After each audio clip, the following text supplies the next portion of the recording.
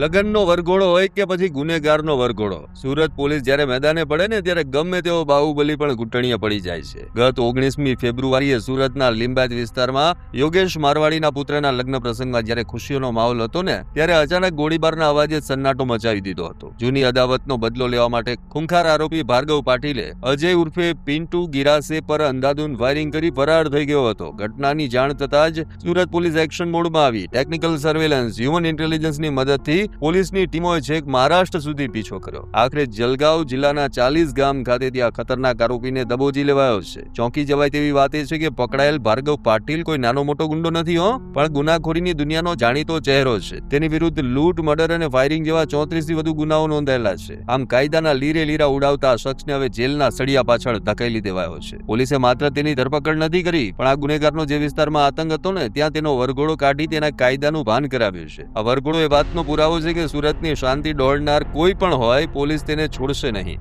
ગત 19/2/2026 ના રોજ સદર જગ્યાએ યોગેશ મારવાડી નાઓના દીકરાના લગ્ન પ્રસંગ હોય જે અનુસંધાને યોગેશ મારવાડી અને તેમનો મિત્ર અજય ઉર્ફે પિન્ટુ રામસિંહ ગિરાસે નાઓ અહીંયા વાતચીત કરતા હોય તે સમયે સદર આરોપી આવી ગયેલો હોય અને તેમના ભાઈ તેમને એવો આરોપ છે કે સદર મરનાર આરોપીનો ભાઈ છે એનું મર્ડર થયેલું હતું. જે અનુસંધાને અંગત અદાવતમાં તેમણે અજય ઉર્ફે પિન્ટુ ગિરાસે નાઓના ઉપર પોતાના પાસે રહેલ ગેરકાયદેસર કટ્ટાથી ફાયરિંગ કરેલું, જમણા પગમાં ફાયરિંગ કરી અને જે તે વખતે ગુના વાળી જગ્યાએથી નાસી ગયેલ અને એક આરોપી પકડી પાડેલ. ત્યારબાદ મહેરબાન પોલીસ કમિશનર શ્રી સેક્ટર 1 સાહેબ, ઝોન 2 સાહેબ અને મદદનીશ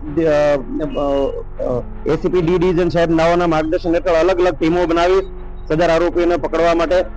ત્યારબાદ મહારાષ્ટ્ર ખાતેથી આપણને બાતમી મળેલ હતી કે તે 40 ગાંવ જગ્યાએ એક જગ્યા આવવાનો હોય, જેના આધારે ટેકનિકલ વર્કઆઉટ અને હ્યુમન સોર્સના આધારે સદર આરોપીને મહારાષ્ટ્ર જિલ્લાના જલગાંવ ખાતેથી 40 ગાંવ નામના એક જગ્યાએથી સદર આરોપીને પકડી પાડેલ છે અને પકડીને કાયદેસરની કાર્યવાહી કરી અને સદર ગુનાવાળી જગ્યાએ લાવી તેમનું રિકન્સ્ટ્રક્શન કરવામાં આવેલ છે.